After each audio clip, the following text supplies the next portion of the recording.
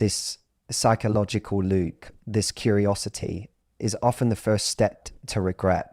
He begins to realize that the version of you he once knew doesn't exist anymore. And the new version, she's out of reach. The message doesn't promise anything. It doesn't ask for anything. It just is. And that's what makes it so effective. It's a puzzle with no solution, a quiet statement that echoes long after the conversation ends. In the end, curiosity becomes the hook that keeps him emotionally tied, even if he doesn't admit it. And the more curious he becomes, the more he starts to reflect. And reflection is where regret is born, all because you chose to say less, but mean more. One of the most transformative things this kind of message does is that it creates a complete power shift from him back to you. When someone hurts you, especially if they walk away without explanation, ghost you, or make you feel discarded, they often leave with the sense that they're in control.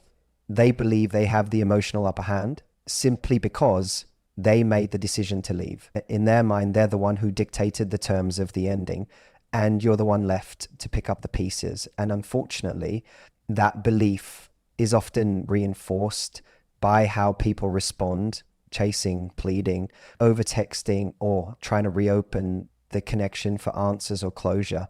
But this message, it flips all of that on its head. By sending a calm, clear, emotionally detached message, you remove him from the center of your emotional world. You don't give him the power of knowing you're spiraling. You don't offer him the comfort of seeing you struggle. What you give him instead is silence wrapped in strength. And that silence is deafening. It's unsettling to someone who expected to still have emotional pull over you.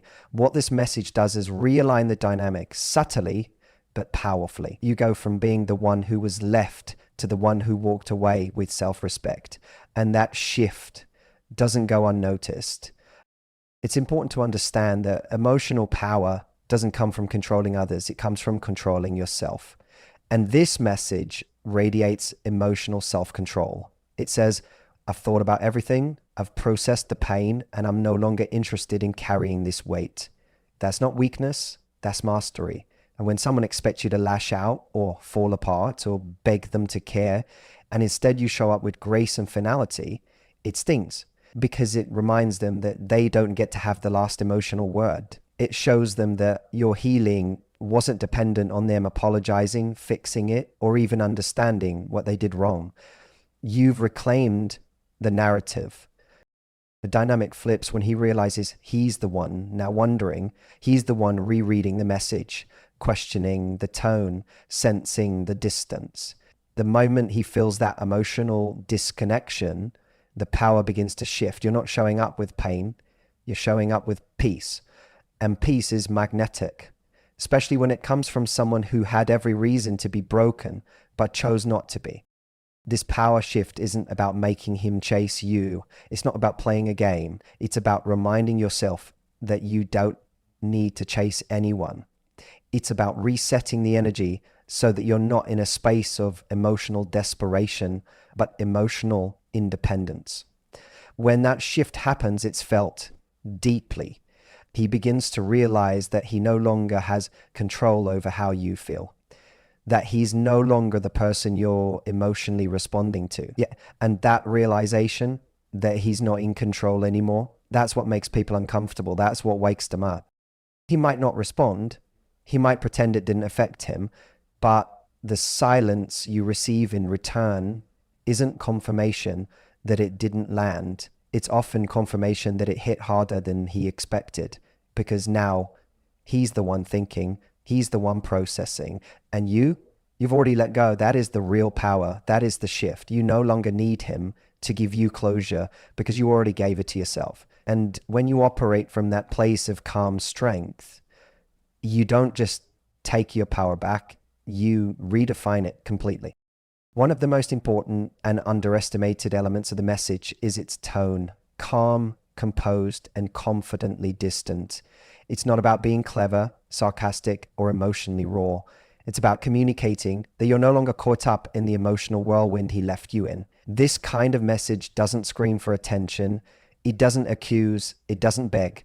And it certainly doesn't give him the satisfaction of seeing that he still affects you. Instead, it radiates a new kind of energy, one that says, I've outgrown this. That's what confidence looks like. And that's what makes it echo in his mind long after he reads it. A lot of people mistake clarity for power in these moments. They think that explaining how hurt they are or spelling out every wrong he did will create a sense of regret in him. But clarity is not what makes someone feel your absence.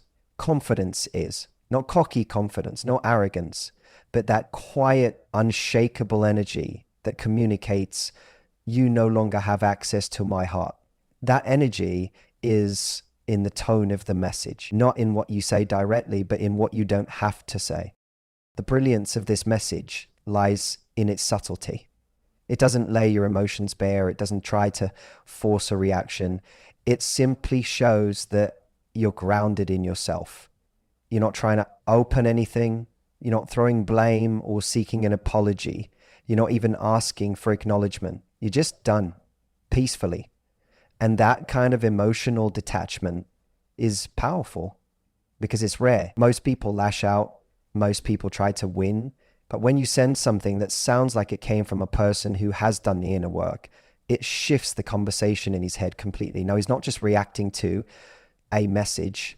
He's reacting to who you've become.